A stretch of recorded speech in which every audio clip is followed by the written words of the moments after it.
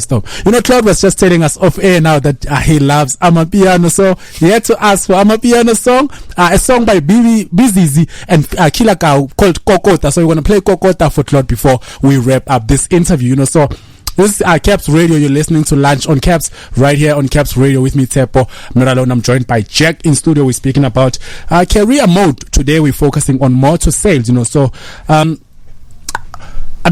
looking at this industry that you're in, so comparing to other industries, like would you say it's a favorable industry for you? Would you advise someone to go into it? Like working environments, are they suitable for people to work in? Can I be very honest? It's a predominantly white-owned trade. And if you look at the structure, I challenge you to log onto any car sales website, predominantly your luxury vehicles. I'm not going to go into names. Log in and have a look and see who the dealer principal is, or what race the used car manager, new car manager, parts manager, sales manager is. Look at the amount or the composition of that dealer and say, okay, how many of these people are people of color? So it's like you got to work harder in this trade if you're a person of color, just to get to where your peers are. Yeah. But I think what needs to happen is, I'm going to give an opinion here. What I'd like to do at some point is perhaps make something called a motor trade regulatory board, where if you look at things like, say, taxis, who buys taxis? People of color. Yeah. Right? Yeah. Who gets transported in taxis? People of color. Yeah. But where do they buy the taxis from? Dealers who sometimes don't even have a level 5 BE rating. So surely let's take this wealth for these people and let's put it to a dealer where there's a nice BE rating, say level 3 and up. Those dealers should get supported. I mean, it's just a school of thought that I'm coming up with here, but that's how I feel about the trade. Yeah. What I really wanted to talk to you about was actually the fun side of selling cars. I mean, if for example you're a person who is in the sales industry, right? Isn't there anything that you would love to invent for your car, for example? In fact, hold that thought, and then we take a break, and then we'll come back to answer that question that Jack is asking. All right. It's exactly 20 minutes before we get to 3 o'clock, where we're going to be making way to Youth in Business. I think today Khomotso Pokombe is going to be standing in for who's that lady who's doing wine business? Utando Taza. Yeah, Tando Taz. I'm bad with names. So yeah, it's you can stream us live on www.capsradio.co.za. Click on listen live. That's where you're gonna locate us. Where we're speaking to the man into the motor industry. We're speaking about motor sales. So Jack was asking you a question before we went to the break. Jack, I don't know if you still remember the question. If you can do to make a vehicle more fun. Yeah. What you could do. I mean, if you are involved in the motor industry and you get to test out so many different cars, what is it about invention that doesn't happen to people of color? And what would you invent for people of color in terms of your cars?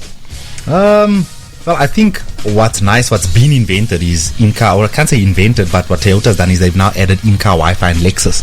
So any vehicle purchased from the beginning of September, you get in-car Wi-Fi. And I like that because everybody's now, it's like you're traveling, but you still got your home comforts. So you can access all your devices and the internet.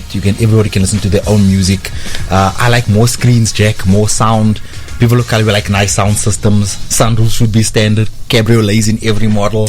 I like those sort of things, man. Almost like Pump My Ride, but classy. Okay.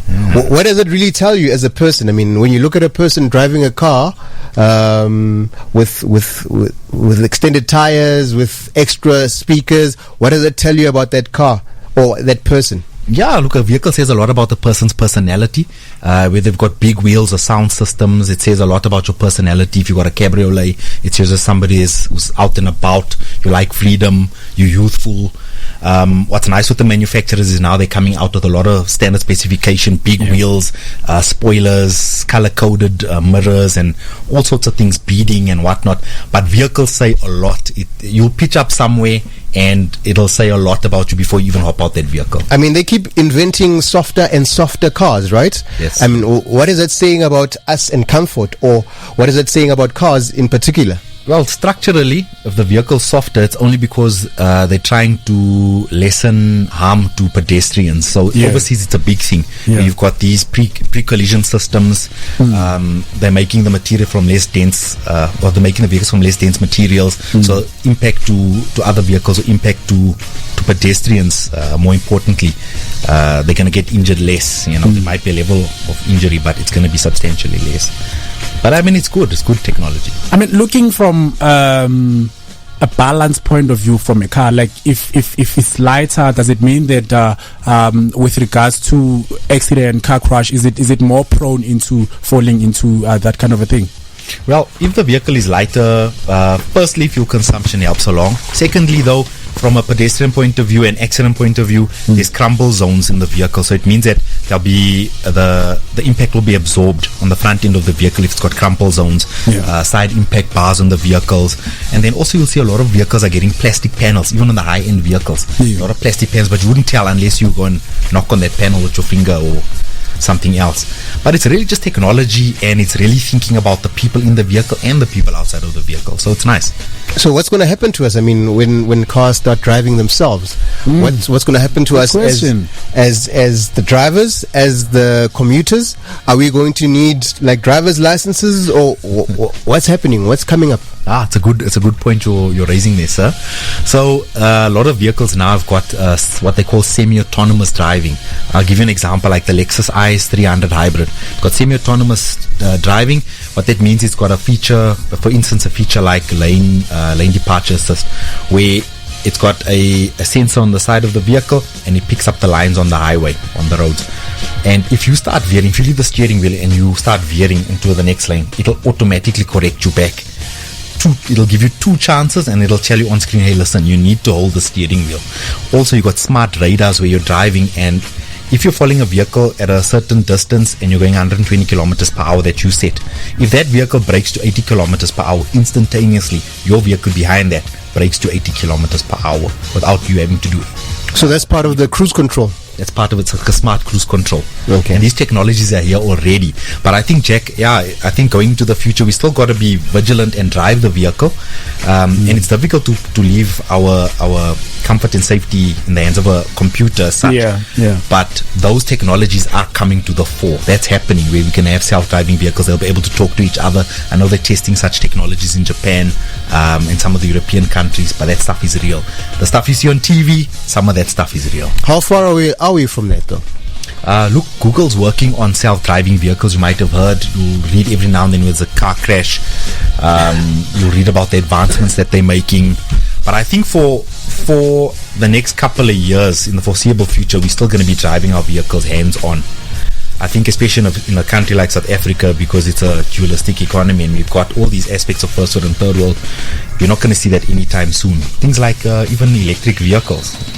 I mean, for a person like yourself, I mean, you got a license, and you're very aware of the technologies that are included in cars. How many times have you crashed? I think honestly, 2 occasions. I think I had 2 crashes, But does it matter actually what you have as a person, or is it all just based on the fact that we are all on the road and we are all going to crash? Well, I think we can be as cautious. We must be as cautious and vigilant as we can be. Sometimes people get preoccupied. Sometimes somebody's intoxicated. So anything can happen at any time. There's so many variables on the road. But I think for the most part, you just be as vigilant as you possibly can, but anything can happen. Okay. Yeah. All right, so we're going to take a bit of a short break, and then we're going to come back to speak more about this motor industry. So you can stream us live on www.capsradio.co.za and click on Listen Live. That's where you can locate us, or come through on all our social media platforms. We are active there. It's at Caps Radio SA, Twitter, Facebook, and Instagram. Or if you have any question or comment for Cloud in Studio, you can send your WhatsApp voice note on 081 278 5685.